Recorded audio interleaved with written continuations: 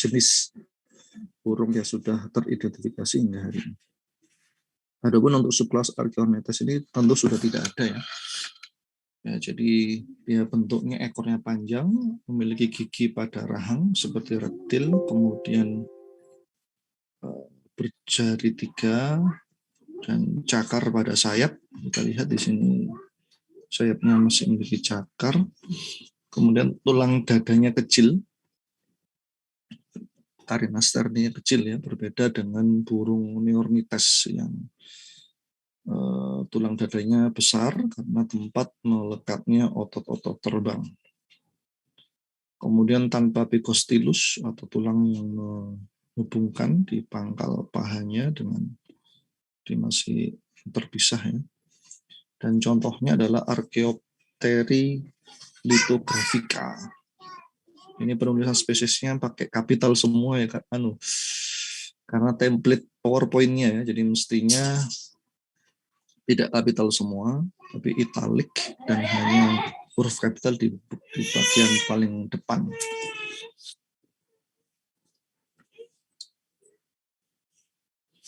Kemudian subkelas Neornithes, ini nanti yang akan banyak kita bahas.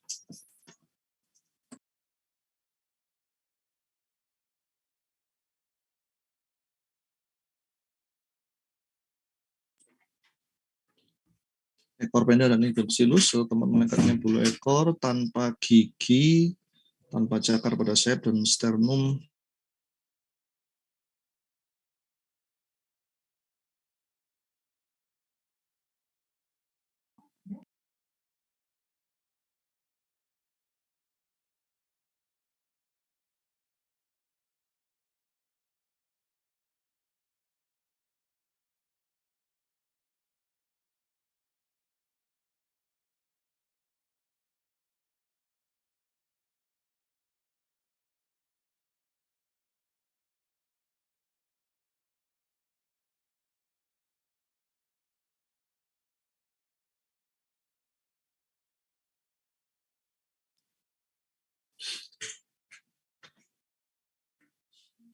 Mohon maaf, ada sedikit gangguan teknis ini tadi keluar. Ya, ini Neornithes ini yang cantik, banyak sekali urdunya dan familinya. Akan kita perkenalkan satu persatu. Layarnya terlihat ya teman-teman ya? Layarnya terlihat. Terlihat Pak. Oke. Ya, kemudian di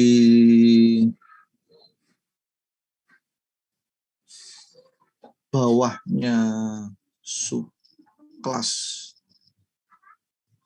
Neornithes itu ada super urdu ya. Yang pertama adalah super urdu Paleognathae. Paleognathae ini burung-burung yang besar ya, fisiknya besar dan sayapnya mereduksi alias tidak bisa terbang. Ya, contohnya adalah Tinamous atau Tinamai ya. Ini seperti ayam mutiara. Kemudian juga Apterygiformes, Apteryx australis. Kemudian juga Struthioniformes. Ini contohnya burung kiwi ya. Kemudian Struthioniformes atau contoh spesiesnya adalah Struthiocamellus atau burung onta. Kemudian di bawahnya burung onta ada Rea yang ada di aslinya adalah Amerika. Kalau Struthiocamellus aslinya Afrika ya. Kalau Rea ini aslinya Amerika. Ini contohnya Rea. Kemudian ini Kasuari, kalau ini asli Indonesia. Ya, Kasuariformes. Contohnya Casuarius dan Dromaeus sp atau emu. Kasuari yang atas, emu yang bawah. Ini burung-burung super urdu Paleognathae. Paliutu purba gnatos artinya rahang. Ini rata-rata tidak bisa terbang ya, karena struktur atau morfologi tubuhnya yang sangat besar. Nah, kemudian pada subkelas Neornites, setelah ada ordo Paleognathai, ada super ordo Neognathai. Neo baru, Gnathai adalah rahang, Gnathos. Burung modern tanpa gigi, sternum atau tulang dananya dengan Scarina sterni, ya, dapat terbang dengan baik. Vertebra pada ekor 5 atau 6, terdapat pigostil. Metakarpal bergabung dengan jari pada sayap. Metakarpus.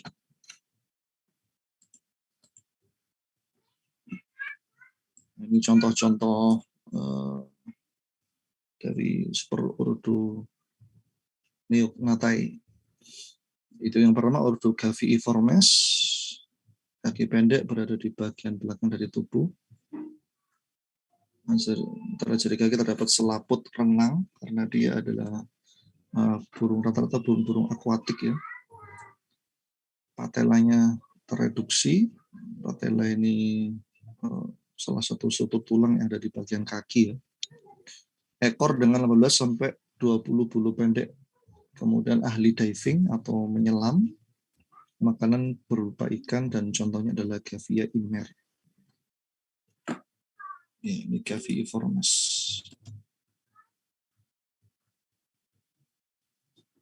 Kemudian berikutnya adalah Podicipediformes, burung berparuh runcing.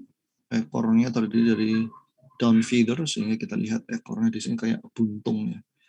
Sebenarnya tidak buntung, tetapi jenisnya bukan kontur, tapi down feathers yang pendek itu. Kaki berada di bagian belakang tubuh, patelanya besar, kaki berlekuk pada air tawar dan beberapa di teluk. Dan beberapa jenis ada di teluk atau laut. Ahli diving dan makanannya juga berupa hewan kecil di air. Contohnya Podicep auritus atau grebe.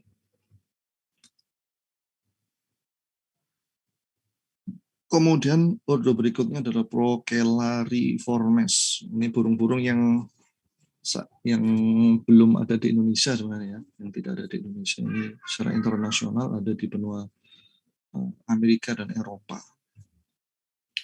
Ini contohnya adalah albatros dan petrel. Ini burung yang luar biasa, sayapnya sangat lebar, bisa mencapai bentangannya bisa hampir 2 meter. Kemampuan terbang antar benua ya.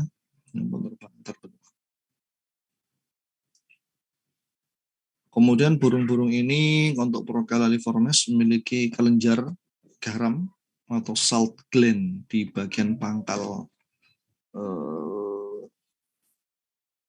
ekor biasanya, di depannya mata, di belakang dari pangkal, bukan pangkal ekor, pangkal paruh. Ya. Kenapa? Karena dia habitatnya di laut, banyak mengkonsumsi garam, sehingga garam di dalam tubuh harus dinetralkan dengan diekskresikan keluar melalui kelenjar yang ada di depan kepalanya, di belakang pangkal paruhnya. Dari jari belakang mereduksi, bulu tersun padat dan sangat berminyak. Ya. Ini untuk memproteksi dia supaya tidak mudah basah ya. Karena habitatnya yang ada di air. Sayapnya panjang dan sempit. Ya, contohnya adalah albatros dan petrel. Juga contohnya. Kemudian berikutnya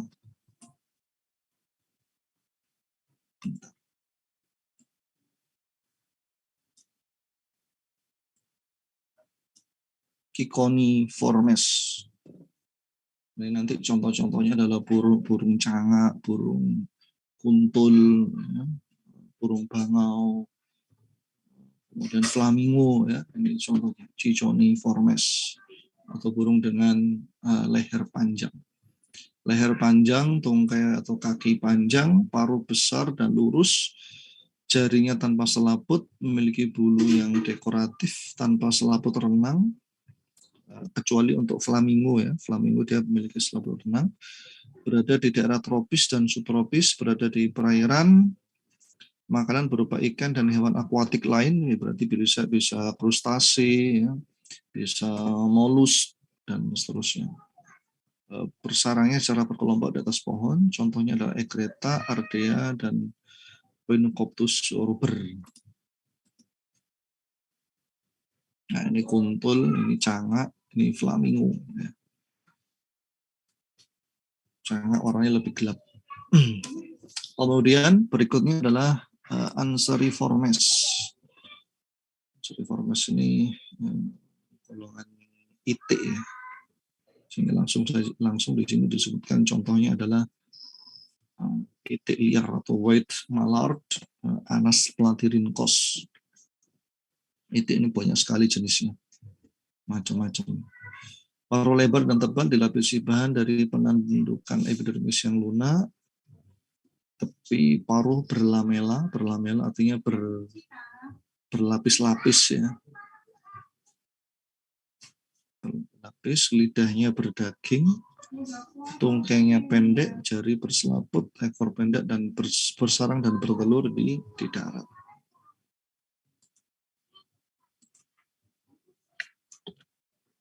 Ini contohnya nanti ya, tidak hanya IT ya, tapi juga misalnya Anseriformes ini entok ya, Cairina moscata. Kemudian apa lagi? Bangau ya. Sorry bukan bangau. Apa angsa atau anser ya. Dia harus bisa bedakan itik, angsa, dan entok. Itu spesies yang berbeda, teman-teman sekalian. Kemudian Falconiformes, ini golongan elang, ya. Cirinya adalah paruhnya pendek, ujung melengkung dan runcing dengan tepi yang tajam karena dia fungsi paruhnya adalah untuk merobek ya. Fungsinya adalah untuk merobek mangsa, merobek daging, tearing meat. Kaki dengan kuku tajam dan melengkung untuk menangkap mangsanya, sifatnya predator, ya. Berarti dia berburu. Aktifnya di siang hari.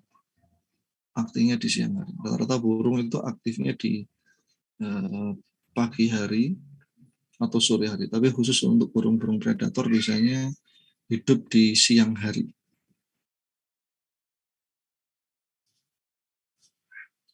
Makanan berupa vertebrata kecil. Ya, vertebrata kecil ya mulai apa berarti? Vertebrata kecil. Ya mulai dari Pisces, amfibi, reptil, apalagi? Ya burung juga aves dan bahkan mamalia ya. Makan anaknya monyet dan seterusnya. Di makanannya berdaging. Contohnya Accipitrocoperi, Falcoperidinus, Speseteus bartelsi. Contohnya Accipitriformes, Falconiformes.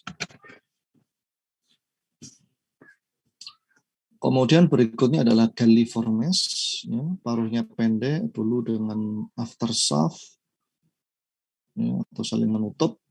Kaki diadaptasikan untuk berlari dan mengais. Kakinya tipe walker, ya, sehingga tidak memiliki selaput, juga tidak terlalu tinggi atau panjang, jadi dia desainnya pas ya, digunakan untuk berlari atau berjalan, sekaligus untuk mengais-ngais ya. Karena beberapa makanannya adalah invertebrata terestrial seperti cacing, dan moluska, jenis-jenis serangga dan seterusnya. Proses merupakan jenis domestik, suka berkelompok, pemakan biji, ya, Dan contohnya ini Megapodius, Gallus, Paphomoticus, Afropora, Congensis. Megapodius ini burung-burung sudah punah ini Megapodius. Kalau Gallus domesticus, Gallus sonorati, Gallus lafayette, ya itu burung-burung ayam-ayam hutan ya. Gallus bankiva itu ayam hutan.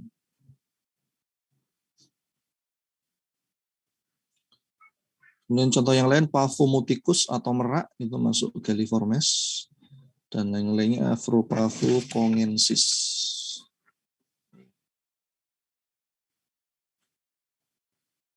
Ini contohnya merak dan Afropavo congensis. Ini merak jantan apa betina? Ada yang tahu? Merak yang bulunya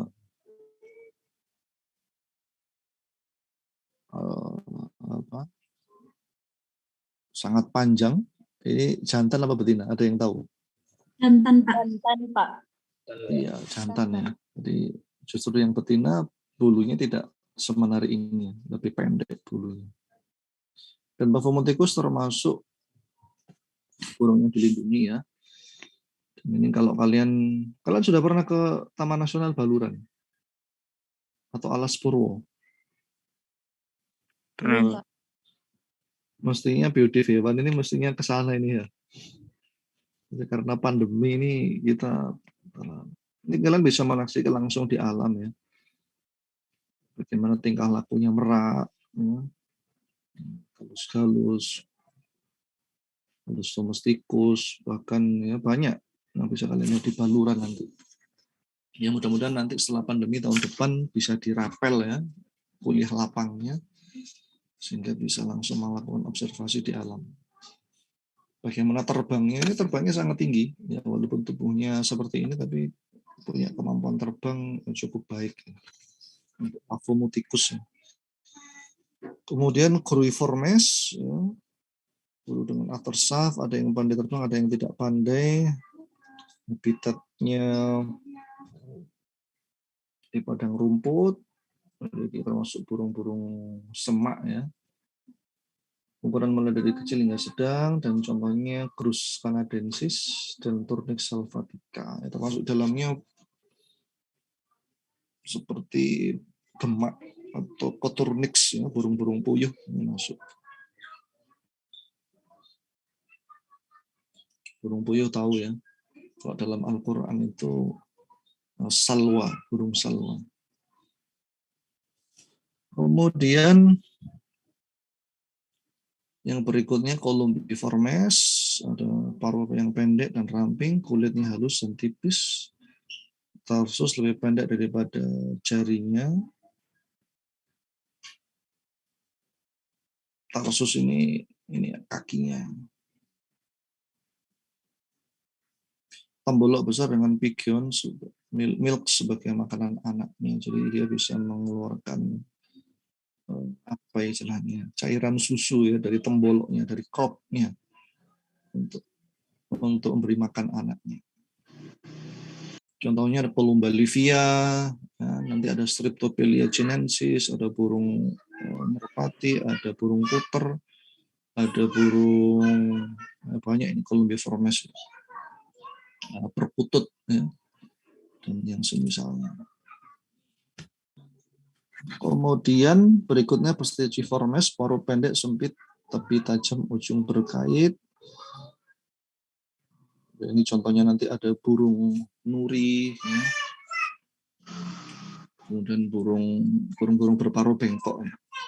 Burung parkit, dan seterusnya. Ini contohnya.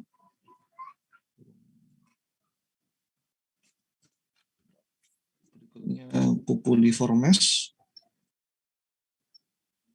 atau burung kuku. Ini masuk di dalamnya burung pelatuk ya. Burung pelatuk ini masuk di sini.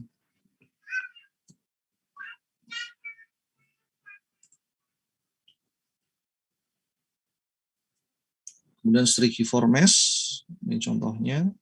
Masuk burung hantu itu Strigiformes. Tito alba, dan seterusnya. Capri mulgiformes, paruh kecil dan lunak, ini contohnya. Kemudian apodiformes, ini contohnya seperti Cetora baligata dan Halosporius rufus, termasuk Colloquialia linci, ya, burung-burung walet ini termasuk apodiformes, termasuk juga burung-burung kolibri, itu termasuk apodiformes. Kenapa dinamakan apodiformes? Karena seakan-akan tidak punya apoda ya, tidak memiliki kaki. Sebenarnya dia punya, saja sangat kecil ya, kakinya.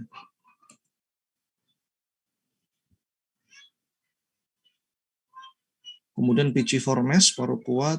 Oh sorry, ini tadi beda ya dengan burung pelatuk ya. Cuculiformes ini berbeda. Ini beda ordo ya. Dengan Cuculiformes ini kuku, burung kuku. Parasit ya, jadi dia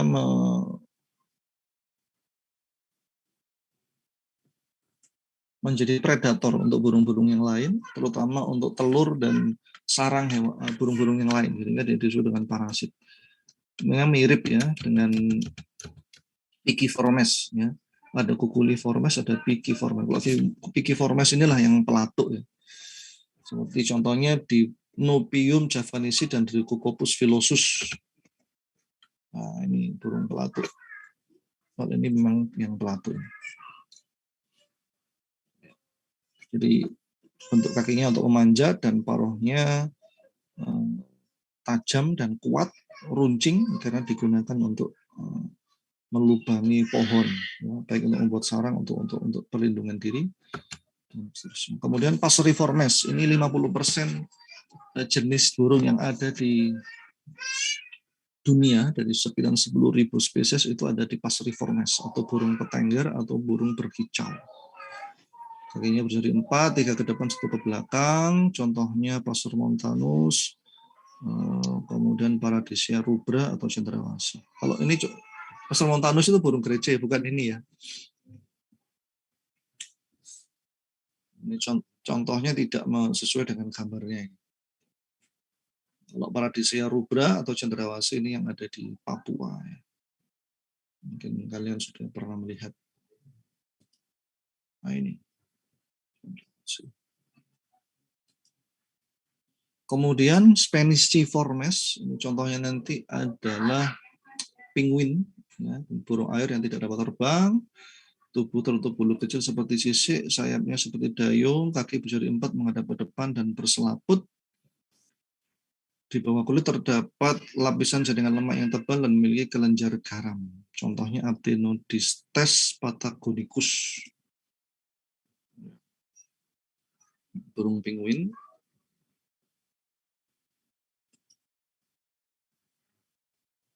Kemudian berikutnya Coraciformes, ini contohnya burung rangkong. Ya. Paruh besar, jari-jarinya ketiga dan keempat bersatu pada bagian pangkal. Dia pemakan buah, memiliki kosuk atau jembel ini ya di atas paruhnya. Contohnya adalah Buceros rhinoceros, ini juga dilindungi.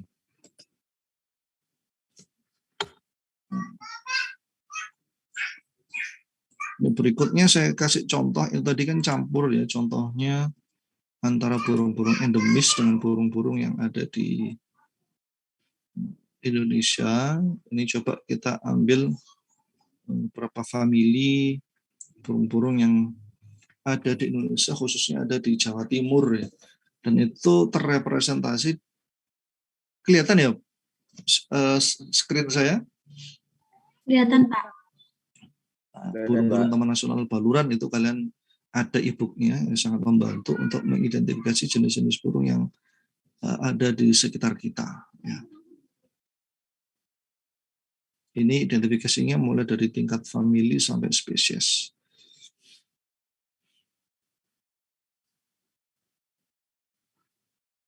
Nah, ini ada Ardeidae, Cangak laut, ada cangak merah, kuntul kerbau, dan kuntul kecil yang bisa membedakan.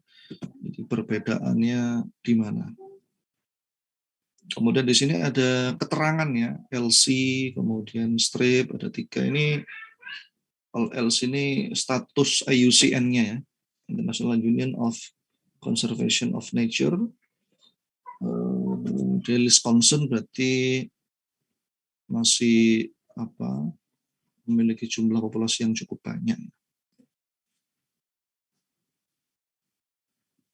Dan ada endangered ya, hampir punah. Kemudian ada threatened ya, ada vulnerable, least concern, dan seterusnya. Kemudian angka 3, 4, 2, 4 ini ya, itu tengahnya dulu ini dia termasuk yang dilindungi apa tidak. Jadi kalau ada UU PP ini berarti dilindungi dari sisi undang-undang atau peraturan pemerintah. Adapun nomor 3424 ini menunjukkan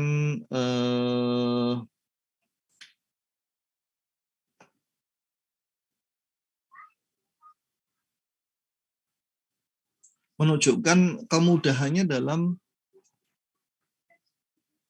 melihat di alam ya, di alam liar. 1 itu sangat mudah, 2 itu mudah, 3 itu sedang, 4 sulit, ya, 5 sangat sulit. Ya, biasanya seperti itu. Jadi menggambarkan apa? Jumlah populasi secara kasar ya. Jumlah populasi secara kasar itu diketerangan. Kalau ini berarti sedang, kalau ini sulit, ini mudah, dan seterusnya. Ini contohnya Ardea sumaterana atau cangak laut. Kemudian ada cangak merah Ardea purpurea, Dobulus ibis, ini kuntul kerbau, dan Ekreta garzetta, kuntul kecil.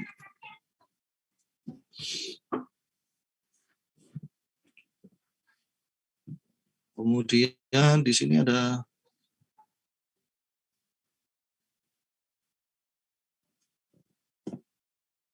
Ekreta eulopotes, untuk kuntul Cina, kemudian ada blekok sawah, ya, Puturides striatus atau kokokan laut, kemudian ada Exobrichus sinensis atau bambangan kuning.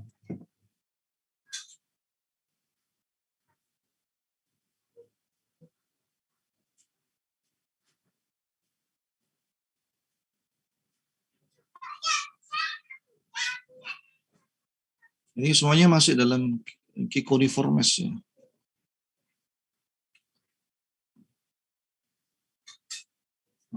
Hanya berbeda di familinya tadi.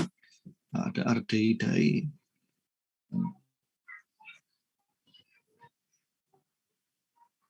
Kemudian ada bango sandang lawe,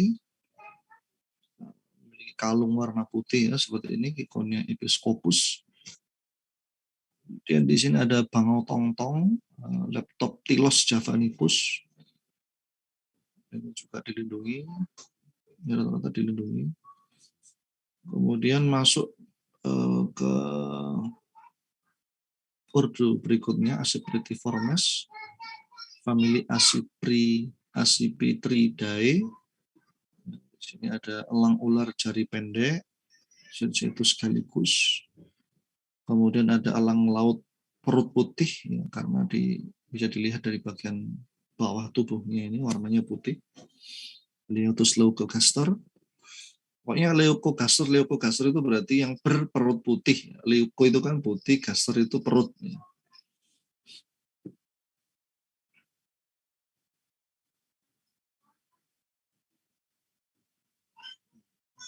Kemudian ada ular bedu, kemudian ada elang alap Cina, dan seterusnya ya. Banyak sekali di sini, ada berapa spesies ini ya? Aduran 200 ada.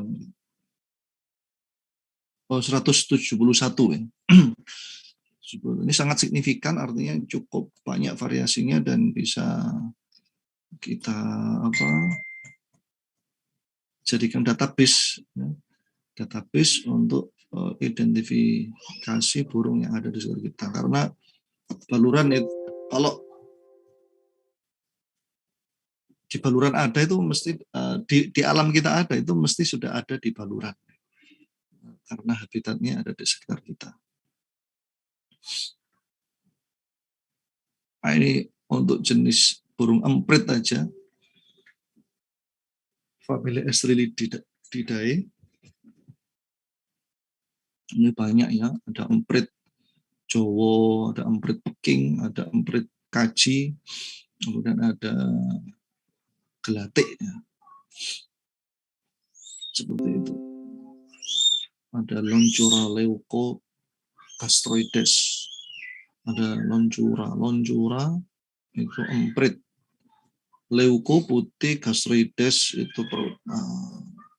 Nanti kalau ini kalau burung gereja itu Passer montanus ya. Ini berbeda, familinya berbeda. Atau genusnya yang berbeda ya. Kemudian Loncura punctulata. Punctulata itu dari kata bintik-bintik yang ada di bagian perutnya. Kemudian ada Loncura maja, ini juga sangat langka sekarang. Walaupun ini kok tidak ada tulisan dilindungi ya, tapi di referensi lain ini dilindungi sebenarnya. Termasuk pada Oryzophora ini, gelatik Jawa ini sebenarnya dilindungi dia.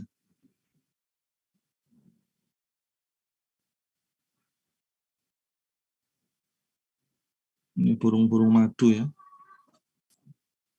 Ada burung kacamata, Zoosteropel babrosus.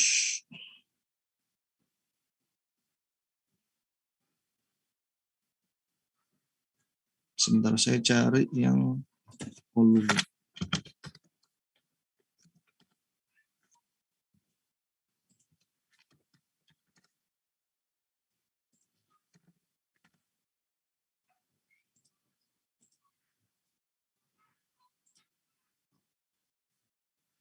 Nah, ini.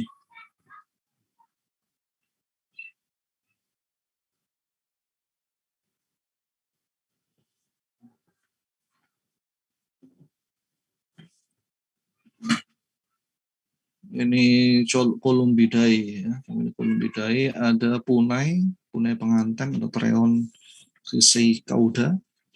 Kemudian ada Macropygia emiliana, uncal bau.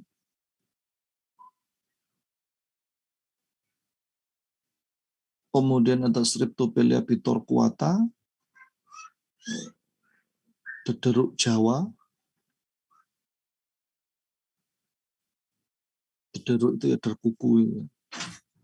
Kemudian tekukur biasa, spotted dove atau Streptopelia chinensis. Perkutut, kalau perkutut itu lebih kecil ukurannya, hampir separuhnya. Ya. Perkutut Jawa atau Geopelia striata. Geopelia striata, Streptopelia chinensis, dan Streptopelia bitorquata. Columba livia, mana ya Columba livia?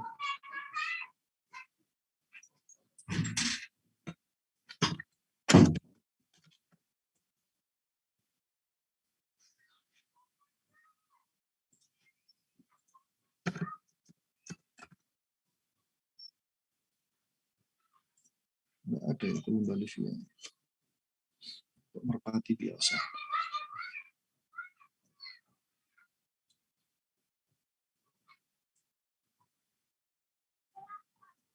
Nah, ini Betet pistachula alexandri.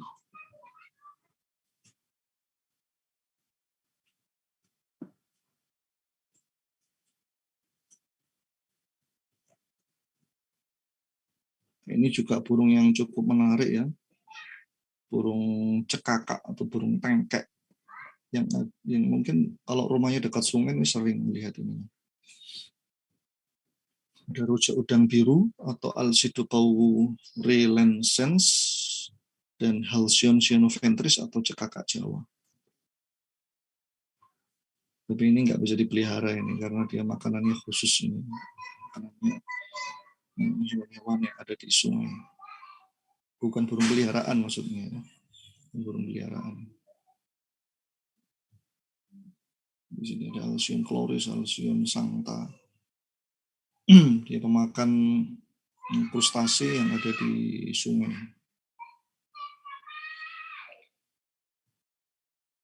Kemudian ada Buceros rhinoceros, ya, enggang cula atau rangkong cula. Ada Rhinoceros undulatus, julang emas. Ada dua ini. Perbedaannya pada paruh sama jembel yang ada di atas paruh. Ada tiga ya, satunya lagi Anthracoceros albirotris atau kengkareng. Ini suaranya juga hampir sama ini. Masuk Bucerotidae. Mungkin itu teman-teman nanti bisa kalian baca sendiri terkait dengan keanekaragaman burung yang ada di Jawa, khususnya Jawa Timur. Lebih khusus lagi di Taman Nasional Baluran yang ada sekitar hampir 200 ya, 170-an jenis. Ini mungkin kalian sering lihat ya, burung terocokan ini. Ya. Terocokan atau merbah celucuk. Ada Pycnonotus guavier, ada Pycnonotus aurigaster. Ya, aurigaster ini juga masuk Pycnonotidae. Kalau Pycnonotus guavier ini nama lokalnya terocokan. Kalau Pycnonotus aurigaster itu kutilang. Ya. Ada nggak di sini kutilang? Nah, ini kutilang.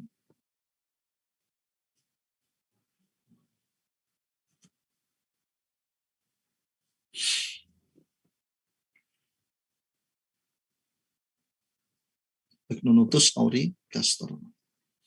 Kalau ini di kampus kita masih ada ini. Kutilang, terus terocokan, itu masih ada. Bahkan masih banyak. Ini burung cendet ini. Ya, dan mungkin yang suka burung. Kemudian ada cucak kuning, ini seperti kutilang tapi warna tubuhnya dominan warna kuning. Ini juga masih sangat jarang ini. Sangat jarang ditemui, poinnya ada 4. Sangat jarang ditemui. Kalau ini 1 berarti sangat mudah.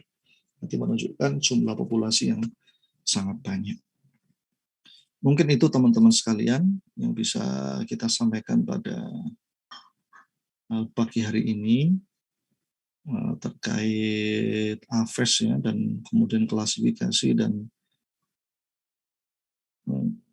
ciri-ciri dari setiap urdu ataupun sebagian dari famili sudah kita bahas. Insya Allah minggu depan kita akan belajar tentang mamalia. Ya, mamalia. Monggo kalau ada pertanyaan terkait AFES ini, dipersilakan. Izin bertanya, Pak. Ya, ini siapa yang ngomong? Saya, Pak. Khairul Ihsan. Mohon maaf Ya. sebelumnya, Mbak, soalnya takut jaringannya nggak stabil, Pak. Oh iya. Itu terkait daripada lidah daripada Anseriformes dan Formes tadi itu, Pak. Kan di Anseriformes lidah itu kan berdaging dan Piciformes lidah dengan ujung yang kasar dan dapat diculurkan. Nah, itu fungsinya masing-masing itu apa ya, Pak? Iya. Terima kasih, Pak. Ya, terima kasih pertanyaannya Muhammad Khairul Ihsan atas pertanyaan yang telah diberikan ya. Jadi kalau kita lihat struktur itu selalu memiliki fungsi yang spesifik ya. Struktur lidah yang berdaging, lidah yang tipis, lidah yang besar, yang kecil itu pasti memiliki fungsi sesuai dengan kadar dan fungsinya. Jadi kalau kita lihat pada Anseriformes khususnya pada Anas platyrhynchos itu kenapa pada lidahnya berdaging gitu ya. Kalau kita lihat makanan dari Anaspatyrhynchus ini kan dia di air ya, di air. Kemudian juga fungsi lidahnya bukan sekedar untuk mencari mangsa, tapi juga untuk memfilter ya. Jadi memfilter. Jadi mereka punya mekanisme menghisap sekaligus menyaring. Jadi jenis paruhnya itu filter type. Ya. Ya, kemungkinan dengan keberadaan lidahnya yang berdaging itu yang jelas membantu proses filter. Kemudian yang kedua, dia juga menambah permukaan lidah yang memiliki fungsi sebagai indera perasa kan ya. Lidah itu kan fungsinya juga sebagai indera perasa. Jadi ketika memfilter itu kira-kira ada makanan-makanan yang ukurannya kecil yang memang itu bisa secara selektif bisa dipilih, maka akan dimasukkan dalam pemboloknya, tapi yang tidak dia akan difilter. Itu berbeda kalau misalnya lidahnya itu kecil, ternyata tentu penampang dari keberadaan syaraf perasa itu akan lebih sedikit atau tidak lebih sensitif gitu ya. Jadi itu perkiraan saya aja. Karena kalau kita kembali ke lidah itu kan fungsinya sebagai indera perasa, kemudian semakin besar berarti semakin banyak permukaan tubuh yang bisa digunakan dari lidah itu untuk merasakan mana-mana makanan yang tepat untuk dimasukkan tubuh, mana yang tidak. Seperti itu. Adapun yang lidahnya kecil itu karena fungsi dari penyeleksian makanan tidak dibutuhkan. Karena dia biasanya memakan bijian atau memakan objek langsung ikan dan seterusnya. Maka tidak dibutuhkan indera perasa yang sangat sensitif. Ya. Wallahu a'lam bishawab mungkin seperti itu ya. Yang jelas cara burung itu untuk menyeleksi jenis makanan itu menjadi penentu bentuk paruh, bentuk lidah, dan bahkan bentuk tadi tembolok ya, khusus pada Columbidae, pada golongan merpati itu lebih detail lagi ya, karena bisa mengeluarkan kelenjar susu serupa dengan susu, jadi bukan susu tapi kelenjar yang mirip dengan susu. Jadi selain makanan itu disimpan di tembolok, juga diberikan tambahan nutrisi di dalam temboloknya yang kemudian dikeluarkan kembali untuk diberikan kepada anak-anaknya. Kurang lebih begitu ya, Mas Khairul Ihsan ya. Coba nanti kalau memang kurang lengkap ya bisa kita perdalam ya di sumber referensi yang lain. Ya, Pak. Terima kasih, Pak. Ya. Oke. Mungkin yang lain?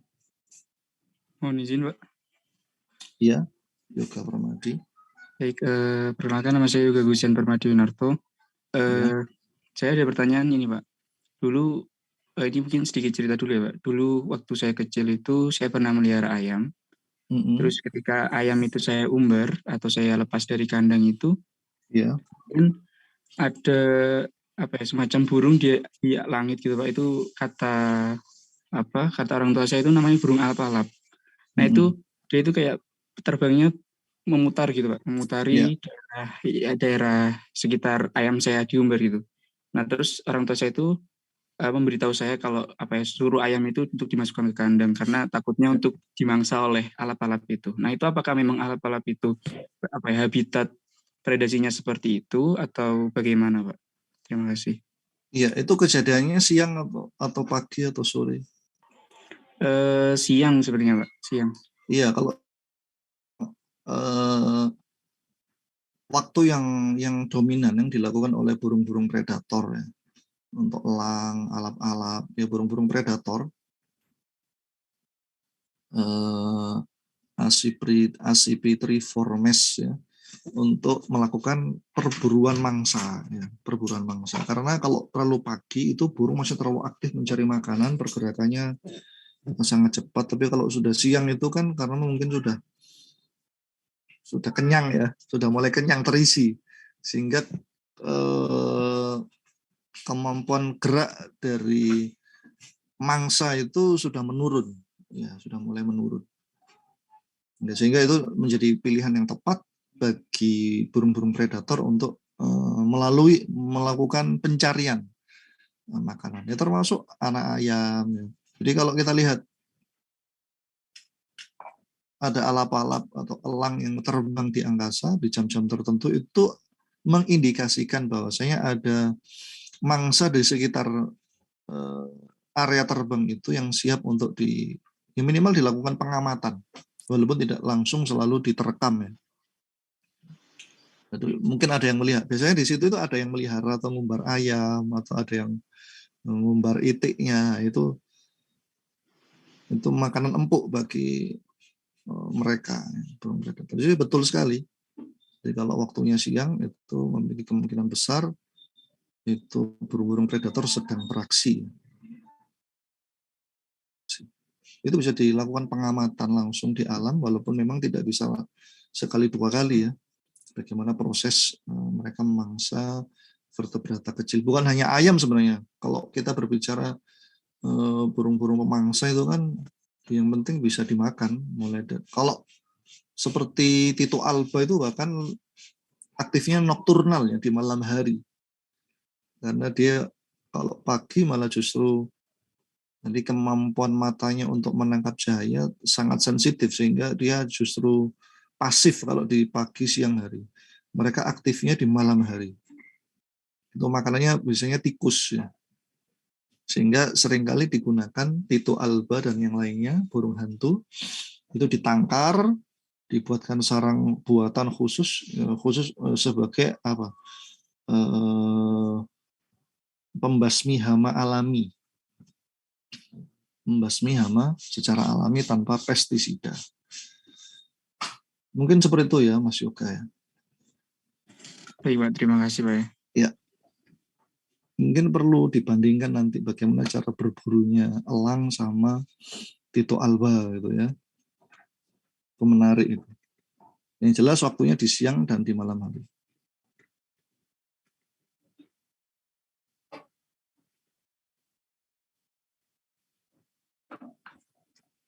Ini juga menjadi pelajaran, jadi untuk pengamatan elang dan seterusnya, itu harus dipilih waktu yang tepat ya, antara jam 10 sampai siang biasanya. Nggak terlalu pagi malah biasanya belum muncul, walaupun kadang dalam kondisi tertentu dia muncul. Baik, ada yang lain? Bapak izin bertanya. Ya, silakan. Milta Ukida. Ya, mengenai itu Pak, burung yang bersifat, yang statusnya itu di IUCN LC gitu Pak, itu kan beresiko rendah. Nah, burung-burung yang statusnya LC itu apakah tetap dilepas di alam liar atau dilindungi gitu Pak? Iya. Jadi list concern atau yang berisiko rendah itu memang ada yang dilindungi, ada yang tidak. Jadi tidak selalu yang list concern itu kemudian tidak dilindungi. Jadi yang jelas mereka semuanya masih eksis, masih ada di alam. Karena kan kepunahan itu ada dua, kepunahan di alam atau kepunahan secara menyeluruh. Kalau kepunahan di alam berarti masih ada penangkaran-penangkaran yang memelihara burung yang bersangkutan ya. Kalau kepunahan secara menyeluruh, extinction, itu berarti sudah tidak ada debat lagi, baik di penangkaran ataupun di alam liar. Adapun kalau list concern itu berisiko rendah, artinya dia masih memiliki populasi yang jumlahnya cukup banyak, tetapi bukan berarti kemudian dia bisa dengan bebas ditangkap dan dimanfaatkan atau diburu ya. Ya, itu juga tergantung dari pengamatan para peneliti, khususnya lembaga penelitian-penelitian yang ada di negara masing-masing. Jadi walaupun list concern, kadang-kadang dia masuk dalam satwa yang dilindungi karena ada tren peningkatan trading atau penjualan atau perburuan liar terkait burung yang bersangkutan itu secara masif ya. Yang kalau tidak kemudian dilindungi oleh pemerintah, walaupun statusnya sekarang list concern, bisa jadi nanti menjadi endangered atau bahkan menjadi punah. Jadi seperti itu ya, Mbak Nilta. Jadi tetap ada di alam, kemudian list concern nanti ada yang dilindungi dari peraturan pemerintah atau undang-undang, ada yang tidak. Kalau yang dilindungi itu berarti memiliki tren atau potensi yang banyak diperdagangkan secara liar atau dilakukan perburuan secara liar, penangkapan secara liar. Makanya pemerintah kemudian membuat regulasi berdasarkan hasil riset dari peneliti-peneliti burung yang ada di Indonesia. Mungkin itu, Mbak ya. Baik Pak, terima kasih.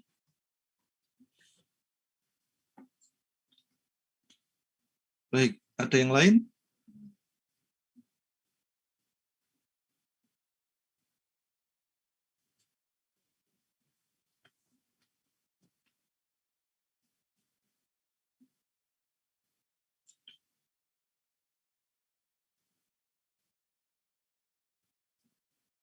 Baik, kalau tidak ada, saya kasih tugas ya. Saya kasih tugas, nanti dikumpulkan melalui email atau e-learning nanti. Coba kalian berusaha identifikasi burung-burung yang ada di sekitar rumahmu, rumah masing-masing. Ya. Minimal 10, ya, minimal 10. Minimal 10. Boleh burung yang ada di sangkar, ya, yang mungkin dipelihara oleh tetanggamu, atau yang hidup di alam liar. Ya. Tapi maksimal 50-50, jangan semuanya ada di sangkar. Nanti kalian pergi ke pasar burung, langsung aja difoto satu-satu. Ya. Jadi tugasnya kalian mengamati, kalau bisa difoto, ya, difoto sebisanya, kemudian diidentifikasi dia termasuk ordo apa, famili, genus, dan kalau bisa sampai spesies, minimal sampai genus loh. Jadi insya Allah mudah. Ini juga langsung aplikatif dengan apa yang ada di sekitar kalian. Ini minimal burung-burung pipit, emprit, kemudian kolokolia linci, burung walet, itu jelas mudah kan diamati. Kemudian ada burung-burung tadi cekakak, itu kalau rumahnya dekat sungai pasti banyak itu. Halcyon cyanoventris sama Alcido SP itu insya Allah banyak. Kemudian kayak kutilang, ya, Pycnonotus, baik itu Aurigaster atau Gavier, itu insya Allah juga mudah itu diamati di sekitar kita. Walaupun di perkotaan itu masih banyak. Ya, jadi itu tugasnya untuk teman-teman sekalian mempraktekkan mengidentifikasi burung-burung yang ada di sekitar rumah kalian. Sekitar rumah ya, bukan sekitar nanti kalian pergi ke tempat perdagangan burung, tidak, tapi di sekitar rumah aja, di sekitar rumah. Baik yang di alam ataupun yang ada di sangkar. Kalau yang di rumahnya melihara ayam sama itik kan sudah dapat 2 itu. Untuk Gallus domesticus sudah dapat. Kemudian Anas platyrhynchos dapat. Kalau melihara angsa berarti anser-anser sudah dapat 3. Ya. Kalau memelihara kenari dia berarti punya Serinus canaria dan seterusnya. Itu ya teman-teman ya. Jadi deadline-nya ya sebelum perkuliahan besok sudah dikirim ke email saya. Email saya ada di file WA itu yang mujahidin@bio-win.ac.id. Jangan lupa diberi nama, kelas, dan NIM untuk tugasnya. Mungkin itu teman-teman. Saya rasa cukup. Mudah-mudahan apa yang kami sampaikan ini bermanfaat dan dipersiapkan. Insya Allah minggu depan kita akan membahas topik yang lain, yaitu terkait dengan mamalia.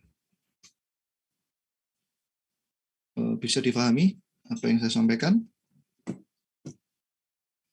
Insya Allah bisa, Pak. Oke. Baik, kalau begitu saya tutup dengan ucapkan alhamdulillah dan doa majelis. Alhamdulillahirabbil alamin. Subhanakallahumma wa bihamdika asyhadu an la ilaha illa anta astaghfiruka wa atubu ilaik.